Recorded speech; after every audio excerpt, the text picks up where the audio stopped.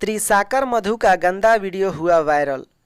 अगर आप भी वो वीडियो देखना चाहते हैं तो इस वीडियो को पूरा देखिएगा। इस वीडियो में हम कहीं ना कहीं अपना व्हाट्सअप नंबर दे देंगे। उसी व्हाट्सअप पे बस आपको कुछ नहीं करना है, त्रिसाकर मधु लिखकर भेज देना है और आपके व्हाट्सअप पे हम वो फुल वीडियो, ओरिजिनल वीडियो भेज देंगे, आप देख लीजिएगा। इस वीडियो में हम वो वीडियो इसलिए नहीं दिखा रहे हैं क्योंकि यूट्यूब के खिलाफ़ है। ऐसा वीडियो यूट्यूब पे दिखाना अलाउ नहीं है। दोस्त, मेरे साथ भी मजबूरी है तो इसीलिए मैं आपको इस वीडियो में वो वीडियो नहीं दिखा रहा हूँ। दोस्तों, आप व्हाट्सएप पे मेरे लिख कर भेजिएगा और आपको मैं वो फुल वीडियो भेज दूँगा, आप देख लीजिएगा।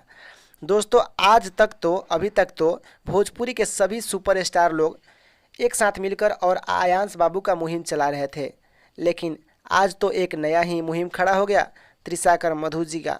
जी हाँ दोस्तों, बता दें आप सभी को कि त्रिसाकर मधु एक जानी मानी एक्ट्रेस हैं। हालांकि आप लोग जानते होंगे, ए राजा तनी जाई ना बहरिया लइका तोहरे के पापा कहता। ऐसे ऐसे भोजपुरी के सुपर डुपर हिट तमाम गानों से सुर्खियां बटोर लेने वाली ये एकलौती ऐसी एक्ट्रेस है। हालांकि सभी लोगों को इनका एक्टिंग पसंद आता है। दोस्तों, रही बात कि आप लोगों को बता दें कि त्रिसाकर मधु जी लगभग भोजपुरी इंडस्ट्री के सभी स्टारों के साथ सभी स्टारों के वीडियो में काम कर चुकी हैं। लेकिन रही दोस्तों बात ये कि कल से जो है त्रिसाकर मधु जी का गंदा वीडियो वायरल किया जा रहा है। इसका अभी तक पता नहीं चला है कि आखिर कौन वो वीडियो वायरल किया है और वो लड़का आखिर कौन है। दोस्तों, इसी तरह के लोगों से हमारा भोजपुरी का नाम बदनाम हो रहा है। आखिर होगा क्यों नहीं। हमारे भोजपुरी इंडस्ट्री के महारथी सुपरस्टार लोग जो हैं, ऐसे ऐसे एक्ट्रेस को, ऐसे ऐसे मॉडल को अपने वीडियो में नचवाते हैं जो कि एक आर्केस्ट्रा के लायक रहती है। और उस आर्केस्ट्रा वाली लड़की को, टिकटॉक वाली लड़की को, वीगो वीडियो वाली लड़की को, जो एक रील्स बनाती है, उस लड़की को हमारे भोजपुरी के सुपरस्टार लोग अपने एल्बम में डांस करवाते हैं और वो लड़की अपने आप को खुद हीरोइन समझने लगती है। फिर देखिए कैसे कैसे कदम उठा लेती है, जो कि आप इस वीडियो में देखेंगे त्रिसाकर मधु जी का।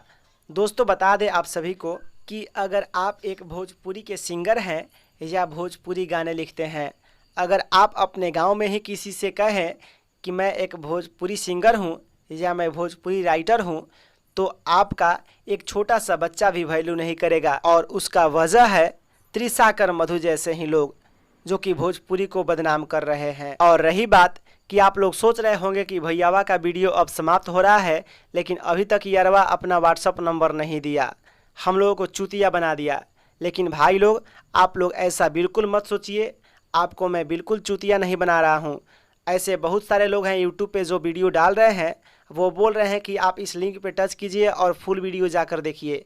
लेकिन जब ही आप लिंक पर टच कीजिएगा, जाकर वीडियो को देखिएगा, पता चलेगा वहाँ पे कोई ऐसा वीडियो है ही नहीं, वो किसी और वेबसाइट का लिंक उसने डाल दिया है। लेकिन रही बात दोस्तों ये कि मैं आपको नहीं चाहता हूँ कि आप लोग वैसा वीडियो देखें।